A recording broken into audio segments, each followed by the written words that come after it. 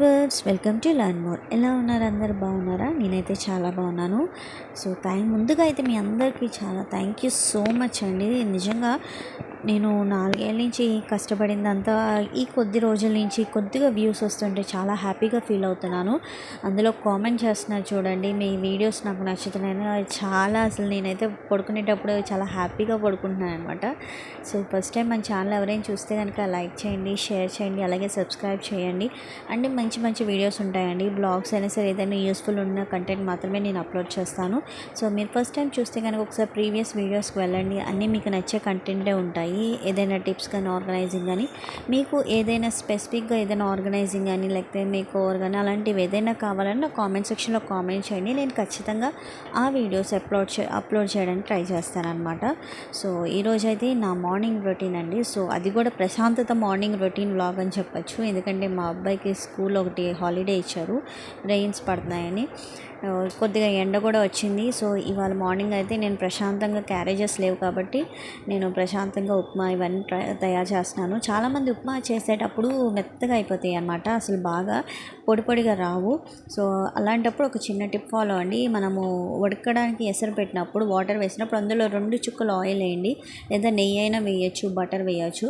లేకపోతే ఒక్క చుక్క నిమ్మరసం వేసినా సరే మనకి పొడి పొడిగా వచ్చింది అనమాట, అంటుకోకుండా ఉండిద్ది, ముద్దగా అయిపోకుండా. అది కూడా మనకి టేస్ట్ కూడా చాలా బాగుంటుంది. నెయ్యి బటర్ వేస్తే ఇంకా టేస్ట్ బాగుంటుంది. ఉప్మా తినాలంటే ఇంట్లో వాళ్ళకి అదేదో పెద్ద వార్కి వెళ్తున్నట్టు ఫీల్ అవుతారు. అట్లు ఇడ్లీలు అయితే మాత్రం చకచకా తినేస్తారు. సో ఉప్మా తినాలంటే మాత్రం అదేదో పెద్ద గండంలా చూస్తారు. సో నేనైతే దాంట్లో బెస్ట్ కాంబినేషన్ అయితే కొంచెం అల్ల చట్నీ వేసేస్తే బెస్ట్ కాంబినేషన్ అండి. సో వర్షం పడుతుంది కదా, కొంచెం వెదర్ కూడా చల్లగా ఉందని చికెన్ తెప్పించి కొంచెం ఫ్రై చేసి పెట్టాను అనమాట. కొద్ది కర్రీ, కొద్ది ఫ్రై చేశాను. సో పిల్లలు కూడా ఇంట్లోనే ఉన్నారు కదా, కొంచెం తింటారు, ఎంజాయ్ చేస్తారు అనేసి. డైలీ రొటీన్ వ్లాగ్ ఏముండేది, మేము చేసుకో మా హీయ పనులు అనుకుంటాము. కాకపోతే నేను వాడే కొన్ని చిట్కాలు కూడా మీతో చెప్తున్నాను అనమాట. సో ఈ టైంలో ఏంటంటే మనకి కొద్దిగా ఎండ వస్తున్నప్పుడే నేను ఏంటంటే బెడ్షీట్స్ కానీ రగ్గులు కానీ ఇవన్నీ తీసి వాష్ చేసి వస్తాను. అండ్ ఎందుకంటే ఈ రోజుల్లో అసలు వర్షం ఆగట్లా, ఉన్న బట్టలే ఆరట్లేదు. సో ఇవేంటంటే అలాగా పక్కన పడేయాల్సి వస్తుంది, ఇవి ఉతకడం కూడా అవ్వట్లేదు. అందుకని ముందుగానే వాష్ చేసేసి మనం కొద్దిగా ఎండ ఉన్నప్పుడే వాష్ చేసేసే. ఎప్పుడైనా మనకి తీగల నిండా బట్టలు ఉన్నప్పుడు మనకి హ్యాంగర్స్ అనేవి మన ఇంట్లో ఉంటాయి కదండి. సో వాటిని యూజ్ చేసుకుందాం, ఎందుకు పక్కన పడేయడం.